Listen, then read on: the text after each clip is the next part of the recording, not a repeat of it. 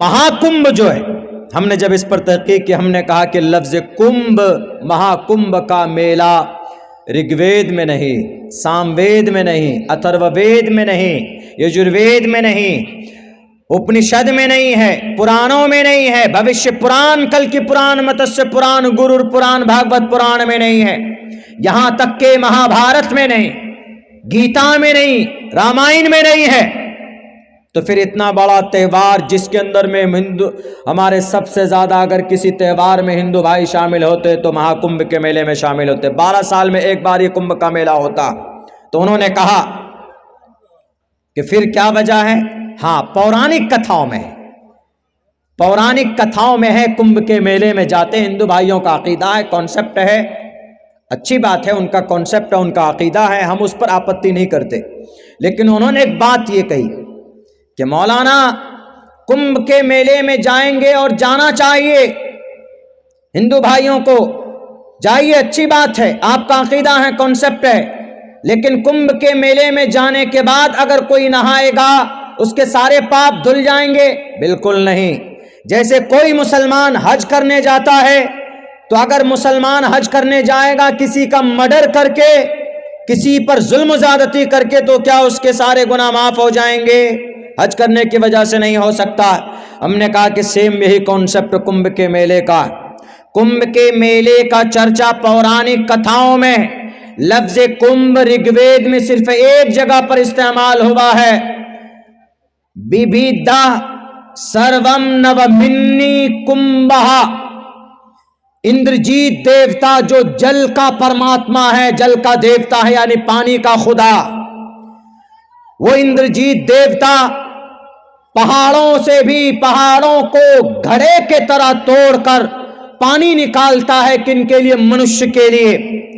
ये जो कुंभा इस्तेमाल हुआ है वेद में, ये कच्चे घड़े के लिए इस्तेमाल हुआ है, ये प्रयागराज के लिए कुंभ के मेले के इस्तेमाल नहीं हुआ। पौराणिक कथा में ये बात लिखी हुई, यानी पुराने किस्सा कहानी में ये बात लिखी हुई कि 12 साल में एक बार कुंभ का मेला होता, और ये कुंभ का मेला सिर्फ 4 शहर में होता है, हरिद्वार, प्रयागराज, नासिक, उज्जैन के अंदर। चूंकि अमृत जल बड़ा लंबा चौड़ा वाकया, उधर नहीं जाऊंगा मैं, इसलिए कि वक्त काफी हो चुका। ये अमृत जल जो आसमान में लड़ाई हुई थी जैंत की, इंद्रजीत के बेटे और राक्षसों की, अमृत जल को प्राप्त करने में, तो वह अमृत जल जो आसमान से गिरा था तो 4 शहर में गिरा था। इन्हीं 4 शहर में कुंभ के मेले का आयोजन होता है, 5वें शहर में नहीं हो सकता।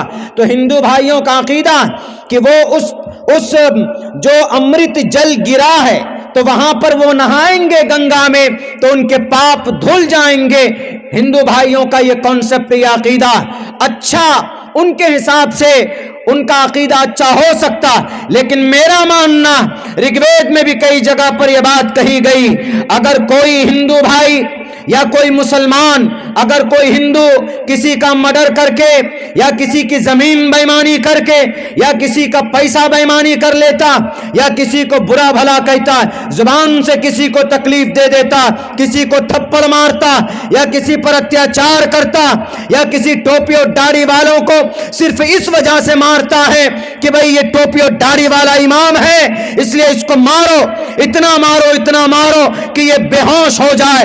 अभी भारत की, बिहार की धरती मधुबनी के अंदर एक इमाम को सिर्फ इसलिए मारा गया कि उसके सर पर टोपी, चेहरे पर दाढ़ी थी, डीएसपी रैंक के आदमी ने मारा। अगर इस तरह निहत्तों पर अत्याचार करके अगर 100 दिन तक गंगा में पूरी जिंदगी बल्कि कोई डुबकी लगाएगा तो पाक नहीं हो सकता।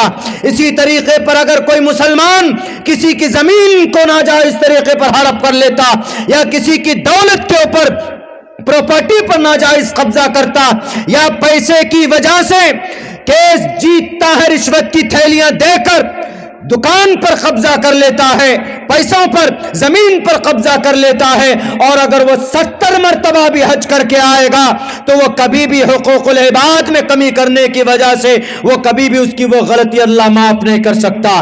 आप क्या समझते हैं कि हम किसी की जमीन नाजायज तरीके पर हड़प करके चले जाएं वहां पर हज में और रब के सामने गिलाफ पकड़ कर काबतुल्लाह का रोए और गिर गिराए और कहें कि अल्लाह मेरे गुनाह को माफ कर दे? गदा भी नहीं, صبح تک اگر کوئی اپنے آنسوؤں کو گرائے گا کعبۃ اللہ کے نیچے بیٹھ کر تو حقوق العباد کو رب معاف نہیں کر سکتا۔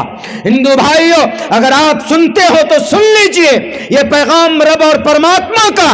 پرماتما کہتا ہے تمہارا عمل اچھا ہوگا، کسی کو اگر تم تکلیف نہیں دو گے، کسی پر ظلم نہیں کرو گے، نہیں کرنا چاہیے۔